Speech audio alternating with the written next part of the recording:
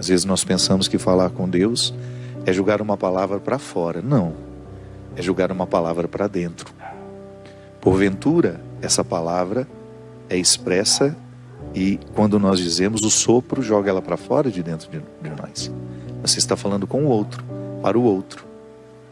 Mas a nossa oração, a profunda oração, o encontro pessoal com o Senhor, é uma oração que você joga, uma fala que você joga para dentro. E o poder da palavra é fantástico. É uma pá que ara, lavra, né?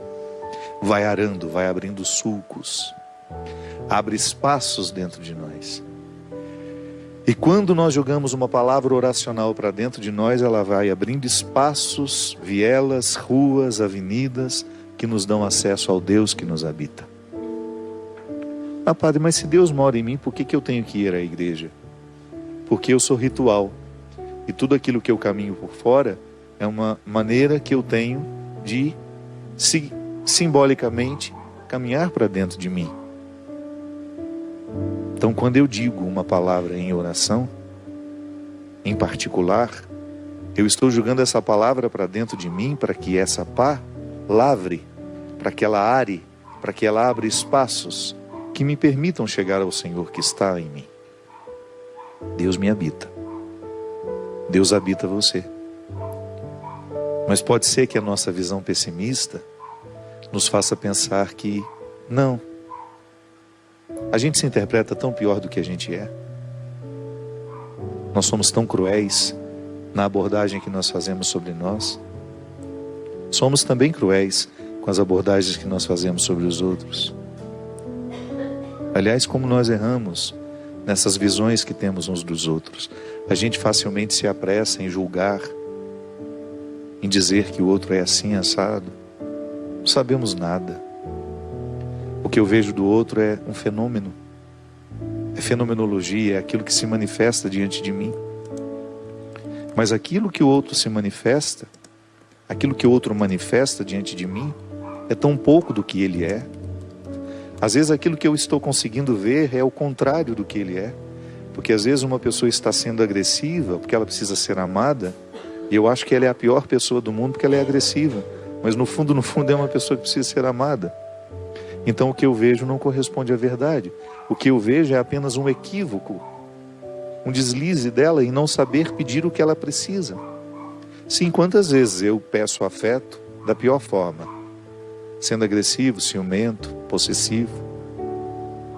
Seria tão mais honesto, né, eu dizer, olha, eu estou tão necessitado de ajuda, eu estou tão necessitado da sua presença hoje, e o outro interpretaria do jeito certo o que eu estou pedindo para ele. Mas às vezes eu chego aos gritos, rejeitando, mandando embora, quando na verdade eu quero que fique, que me ame, que esteja comigo.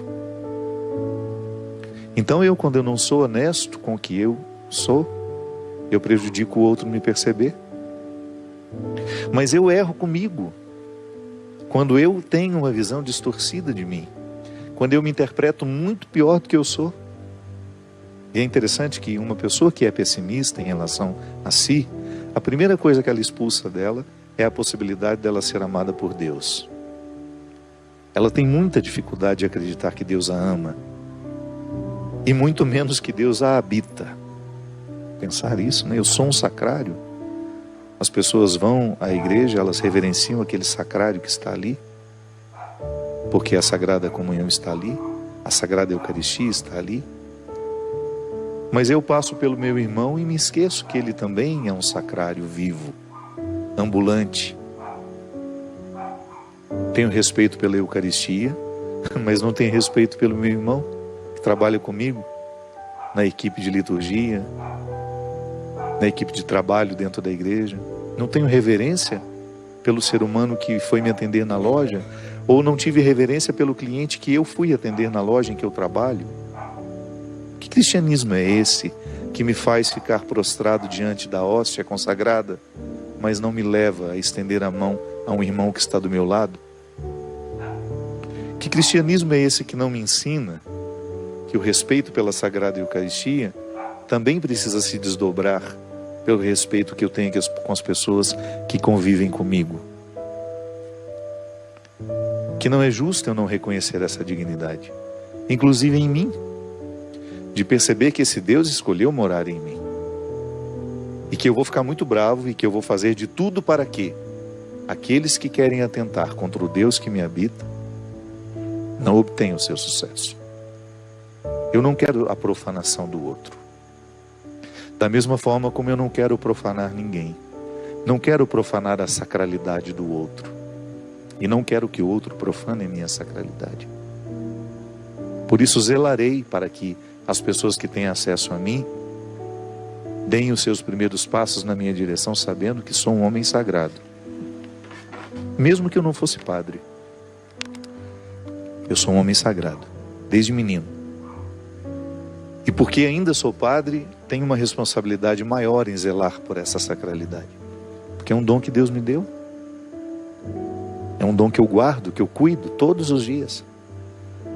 E estou cada vez mais atento àquilo que pode ser um atentado à minha sacralidade. Não posso, não tenho direito. Sabe por quê? Porque eu mereço viver isso. Não é porque é uma obrigação que eu reconheço diante de Deus. Não, é um direito que eu tenho. E eu tenho feito de tudo para que aqueles que são evangelizados pelas minhas palavras descubram isso. É um direito que você tem sentir-se sagrado e viver como tal. Pensar-se como sagrado. Sentir-se como sagrado. Agir como sagrado. Porque essa sacralidade, ela é irrenunciável. São Paulo já fala numa das suas cartas. Os dons de Deus são irrevogáveis. Ele não muda de ideia. Eu derramei sacralidade sobre aquela pessoa, mas ela está vivendo uma vida muito promíscua, vou retirar. Não. A vida promíscua daquela pessoa, em todos os aspectos, não só sexual, mas moral, ético. A pessoa pode se envolver em corrupção, pode fazer injustiças, cometer atrocidades, pode matar. Essa vida de promiscuidade pode até fazê-la esquecer que ela é sagrada, mas nunca retira dela a condição de sagrada. Por isso que nós não podemos fazer escala de dignidade. Essa pessoa tem mais dignidade que a outra. Eu sei que culturalmente nós somos formatados para pensar assim. Se tem uma coisa que mudou muito nesses tempos, né, justamente a forma como nós olhamos para os nossos políticos. Eu me lembro, eu era criança, o prefeito passava, parecia um ser de outro mundo, né? Que a gente foi educado para isso. O bispo, meu Deus, a gente tinha um medo daquele bispo, porque a gente achava que ele era muito melhor do que nós. O Papa, o rei, nós somos assim, né? Nos países onde tem a monarquia, desde criança, elas são educadas a admirarem os reis e as rainhas, os príncipes e as princesas. Eu tenho sempre um pé atrás em relação a isso, porque eu tenho medo que essa cultura nos leve a pensar que o outro tem uma dignidade, desfruta de uma dignidade superior àquela que nós desfrutamos. Observo muito isso em relação a quem faz sucesso, de como essas pessoas são retiradas do senso comum e colocadas numa galeria, como se elas fossem sobrenaturais. Vai conviver com elas para ver. Sofrem dos mesmos medos que nós, as mesmas dores, as mesmas ansiedades, as mesmas angústias, só que elas estão revestidas de projeção. E há artistas que são construídos assim, quanto mais inacessíveis, melhor, porque elas vão durar muito tempo. Esses artistas duram muito tempo, porque sendo inacessíveis, são sempre imaginados perfeitos. O artista, quando começa a se mostrar muito, ele vai retirando essa casca do que os outros imaginam, e muito rapidamente eles entram no fosso do desprezo. Não são eles que estão errados em se desfazerem, em se desconstruírem daquilo que os outros imaginaram. Nós é que estamos errados em pensar que porque eles desconstruíram, eles não são tão bons quanto a gente imaginava. A gente para de admirar com uma facilidade muito grande, porque o outro frustra em nós o que nós gostaríamos que eles fossem, que ele fosse. Não é o outro que está me frustrando, sou eu que estou sendo frustrado por aquilo que dele imaginei. Eu gosto das pessoas, eu admiro as pessoas e pronto. Não tenho o direito de enclausurá-las naquilo que eu quero que elas sejam. Não é justo. Na minha relação com o outro, seja ele famoso ou não, o que eu espero é cultivo de dignidade, respeito pela dignidade. Isso é fantástico. Eu identifico em mim, olho em mim, sei que não tenho mais dignidade que ninguém, mas também sei que ninguém tem mais dignidade do que eu. Eu estou aqui, guardião da dignidade que Deus me deu. E quero estar ao seu lado para que você também seja guardião da dignidade que Deus lhe deu.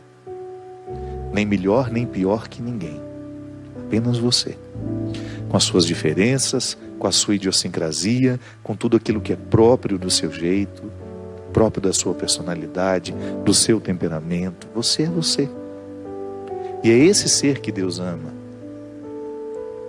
Mesmo que eu não ame, Deus ama. Mesmo que eu tenha dificuldades, Deus não tem dificuldade com as suas criaturas. Você pode até ter com Ele, mas Ele não tem com você. Por isso que é tão simples a conversão. Nós podemos até complicar quando falamos dela, mas conversão é você, num primeiro momento, reconhecer que Deus não tem dificuldade com você. Ele não tem dificuldades com o seu jeito de ser. É você que tem com Ele. E que, portanto, quando você sabe que Ele não tem dificuldades com você, você fica mais livre diante dEle.